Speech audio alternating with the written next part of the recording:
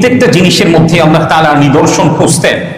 একবার তিনি বাজারের মধ্যে গিয়েছেন, বাজারের মধ্যে যাওয়ার পরে সাহাবায়ে কেরাম রাদিয়াল্লাহু তাআলা আনহুম তার সঙ্গে ছিলেন। সাহাবায়ে কেরাম রাদিয়াল্লাহু তাআলা আনহুম তার সঙ্গে হাঁটছিলেন। বাজারের এক পাশে গিয়ে রাসূল একটা মৃত ছাগলকে দেখতে পেলেন, যে বিষয়টি সহিহ মুসলিমের ৭৩০৮ নম্বর হাদিসের মধ্যে উল্লেখ করা হয়েছে।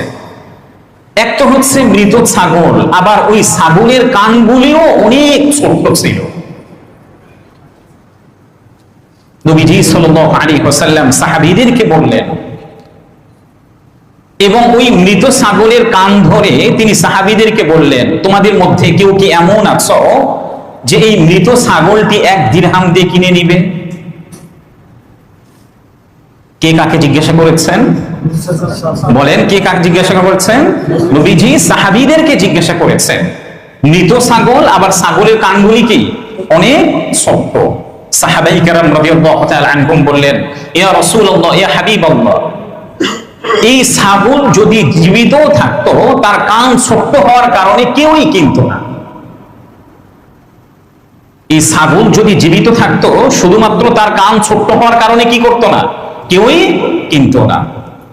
সাহাবায়ে কেরাম রাদিয়াল্লাহু তাআলা আনহুম যখন নবীজিকে এই উত্তর দিলেন, তখন নবীজি সাল্লাল্লাহু আলাইহি ওয়াসাল্লাম তাদেরকে বললেন, ফাওয়াল্লাহ, আল্লাহ তাআলার শপথ করে আমি বলছি, লা দুনিয়া আহওয়ানু আলাল্লাহি মিন হাদা আলাইকুম। হে আমার সাহাবীরা, তোমরা এই ছাগলটাকে যতটা তুচ্ছ মনে করছো, আল্লাহ তাআলার কাছে এই দুনিয়াটা তার চেয়েও আরো বেশি তুচ্ছ। তোমরা ছাগলটাকে যত বেশি তুচ্ছ মনে করছো, আল্লাহ তাআলার কাছে কি এই দুনিয়াটা তার চেয়েও আরো বেশি তুচ্ছ। আমরা হলে কি করতাম? হয়তো একটা মৃত ছাগল দেখেছি, নাকের মধ্যে হাত দিয়ে ওই স্থানটা পার হয়ে যেতাম। কিন্তু প্রিয় নবীজি সাল্লাল্লাহু আলাইহি ওয়াসাল্লাম এই ছোট্ট কানওয়ালা মৃত ছাগল থেকেও একটা শিক্ষা তিনি বের করে সাহাবাদের সম্মুখে তিনি উপস্থাপন করেছেন। অন্য আরেকদিন নবীজি সাল্লাল্লাহু আলাইহি ওয়াসাল্লাম লক্ষ্য করলেন, একজন মা তার হারানো দুগ্ধ শিশুকে খুঁজছিলেন।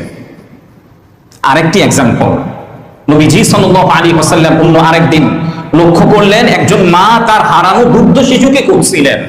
অনেকক্ষণ খোঁজার পরে তার দুগ্ধ শিশুকে তিনি পেয়েছেন। দুগ্ধ শিশুকে পাওয়ার পরে তাকে বুকে জড়িয়ে নিয়েছেন। বুকে জড়িয়ে নেওয়ার পরে তার ক্ষুধাকে নিবারণ করেছেন, অর্থাৎ তাকে দুধ পান করিয়েছেন। স্বাভাবিক তো এমনটাই হওয়ার কথা।